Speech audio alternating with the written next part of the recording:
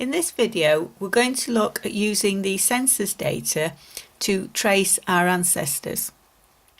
Our starting point will be where we left off in the last video, which was the 1911 census actual record, which we have saved onto our flash drive. We now need to return to the search results, and there is a button and link to allow us to do that.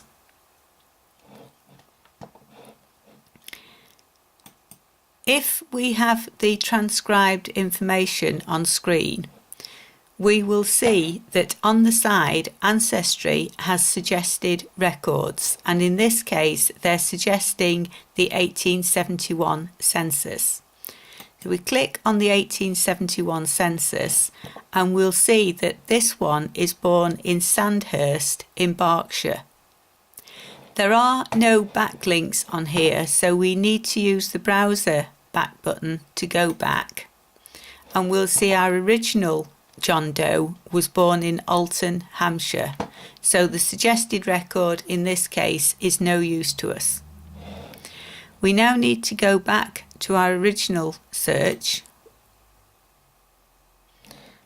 but if we click on edit search, we don't get many more boxes to fill in, and even clicking on showing the advanced doesn't allow us to put in the extra information that we found.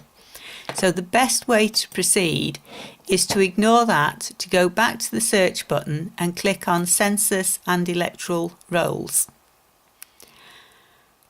And this time we need to put in our John Doe, and we know that he was born in 1834 in Alton in Hampshire. Sometimes this will come up in the list as it does here, so we choose it from the list. If we scroll down, we select the gender again as male, and we now click on search.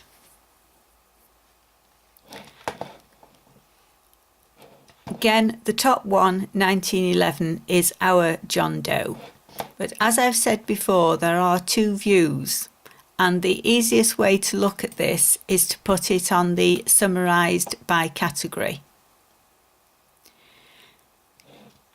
If we found our ancestor in 1911, the next best place to look is 1901. So if we look in the list for the 1901 England census and we click on that,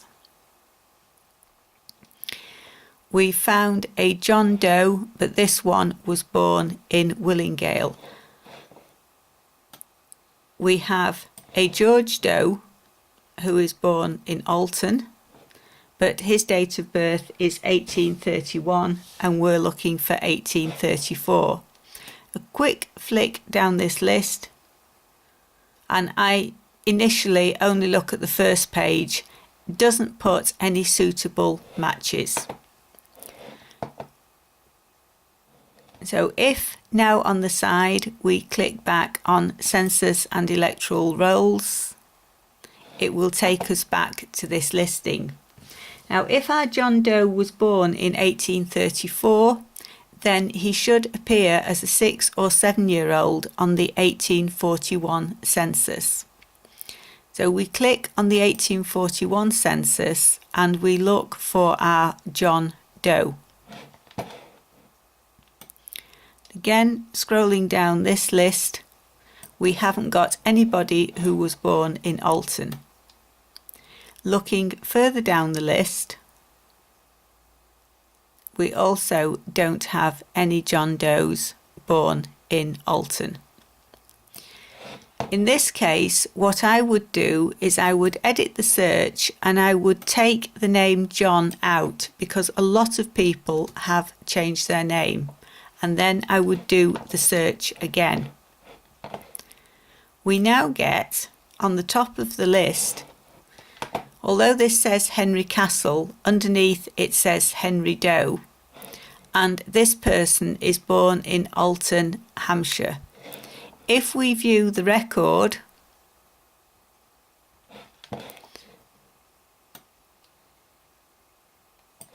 this means that it was misrecorded and Henry Doe was recorded as Henry Castle.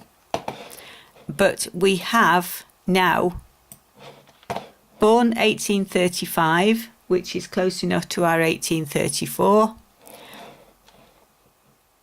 And for the purpose of tracing the ancestors, I'm going to assume that Henry is our John Doe.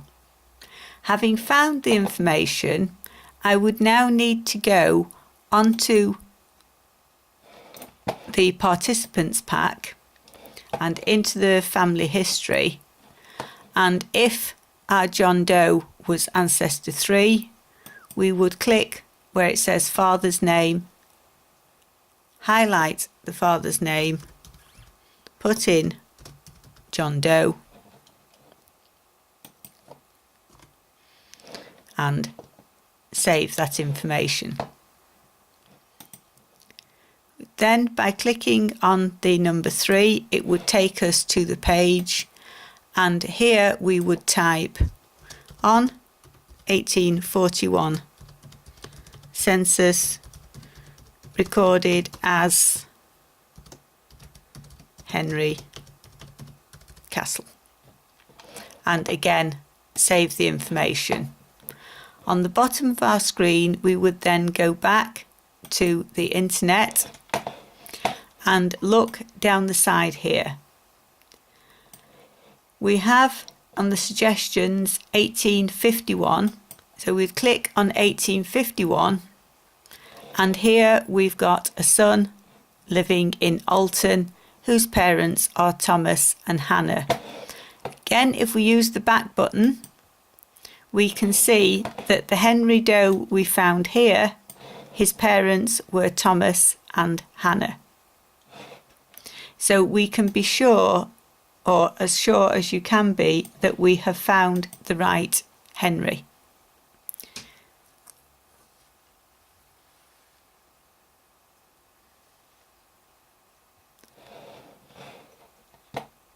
So again, we would need to open the view and save it, but on our participants pack we would need to put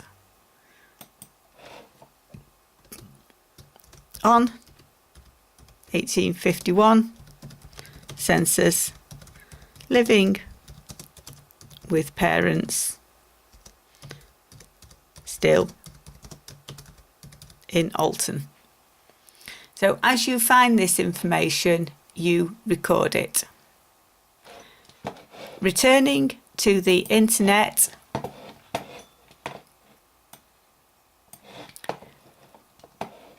then using the back button to go back, you would work your way through looking at all these records for Henry Doe.